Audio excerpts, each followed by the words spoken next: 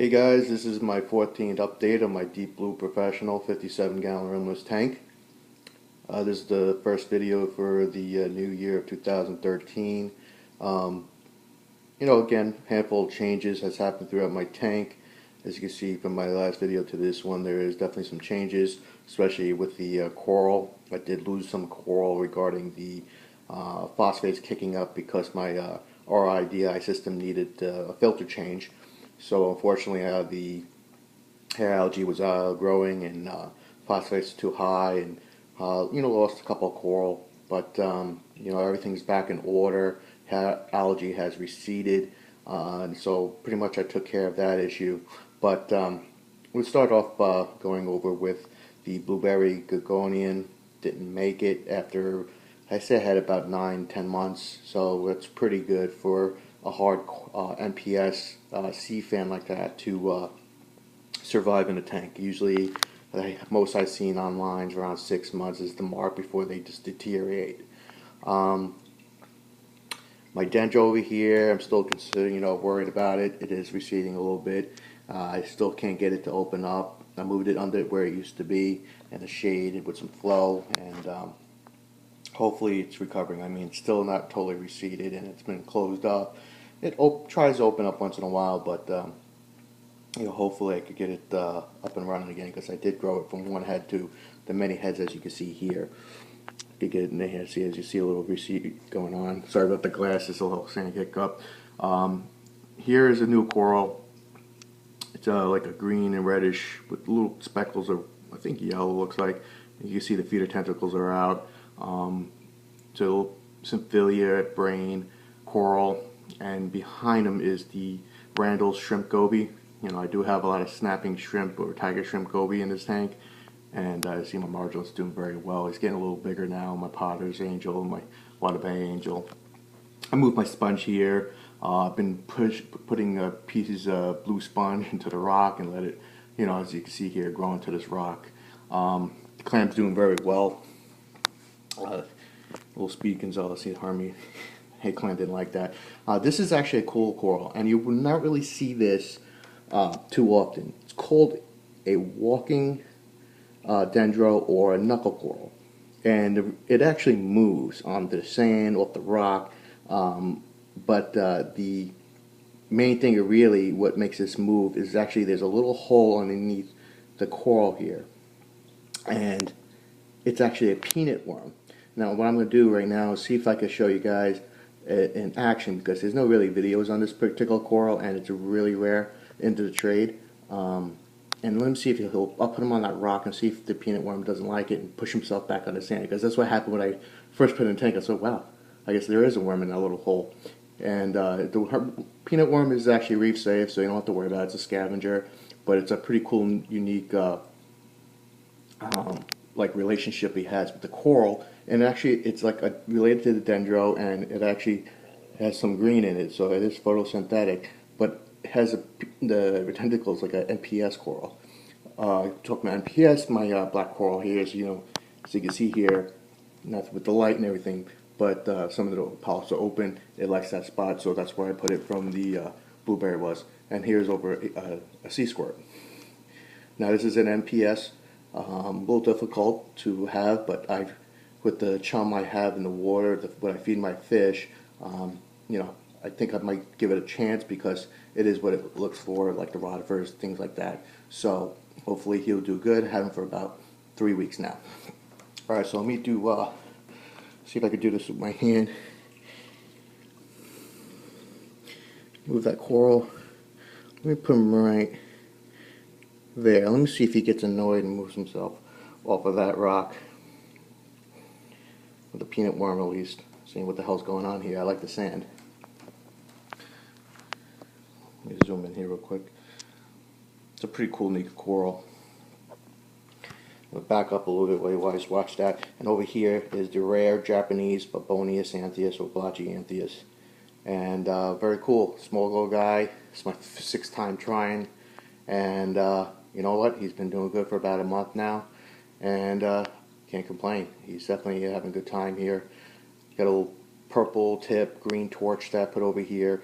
I gave my dendro to my friend of mine, because I want to give more swimming room. As you can see here, Bubba is gone. I traded him at the fish store, so he's no longer in the tank. He was just getting too big, and he ate the yellow assessor, and I just wanted to give more swimming room to these angelfish.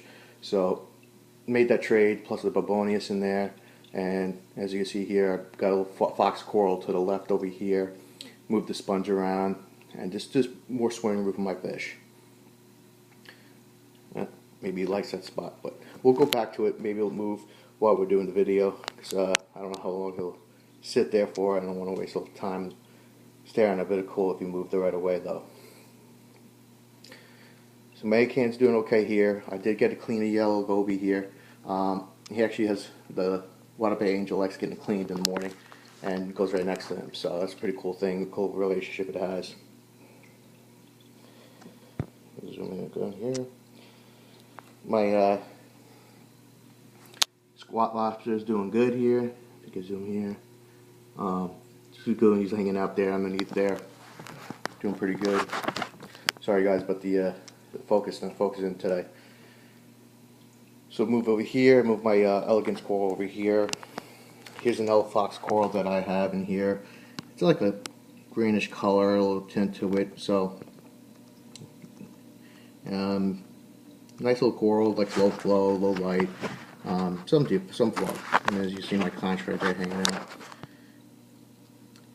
Gold torch is still doing good. My rainbow coal pop is doing good. My pipefish, as you can see here, still doing strong. I had a Caribbean striped, orange striped pipefish, didn't make it, but that's the difficulty level of those fish, you know. So I'm just lucky he is doing well, and he's eating very well. So my eel's still doing good. I just hiding in a rock right now. I'm in the Tanaka, very wrasse. My basslet that I have in my tank, the red banded reef basslet, I saw this morning. He's actually been showing his face more often than not than hiding most of the time. But I know why I have empty shells. He is an avert guy. Even though he's a small little basslet, I see him going after my hermit crab. So I know he... Oh, it actually moved. See, there he goes. He must have flipped himself upside down.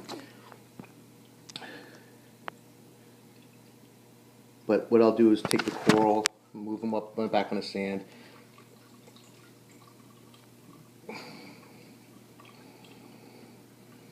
I'll show you guys the little hole. That's where the peanut worm is in. I'll just move him on the sand here. And we'll be happy there. Maybe you'll see him move there because he wants to move in the spot.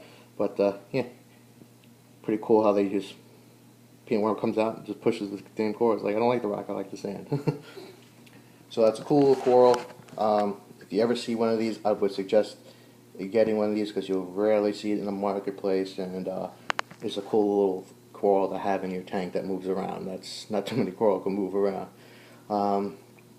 So that's pretty much it with the updates fish-wise. So, you know, not too many changes. This is the rare guy. Comes from the deep water. You will see him in the marketplace around mid-December, end of January, and that's about it. That's the only reason why is because they come up from the cold water to, I guess, mate. And that's the only time they really could collect them because that's how shallow they will go up to.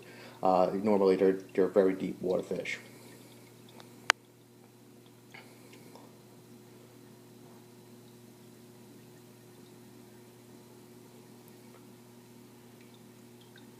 Clowns are still doing good. No babies yet, but hopefully one day. Alright guys, so quick update.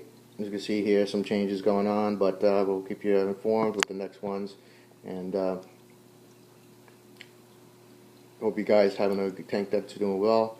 Like that little white rhino snail that keeps my MP40 pretty clean.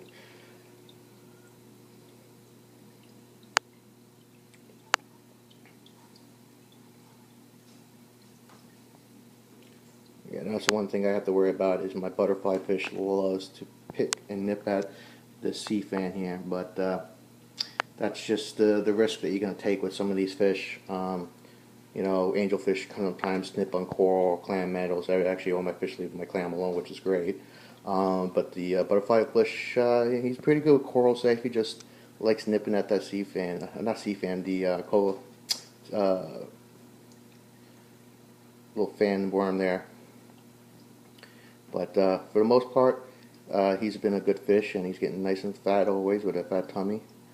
And a nice, great addition to your tank. He's definitely a personable fish. He's not scared of anything, and that's a cool thing.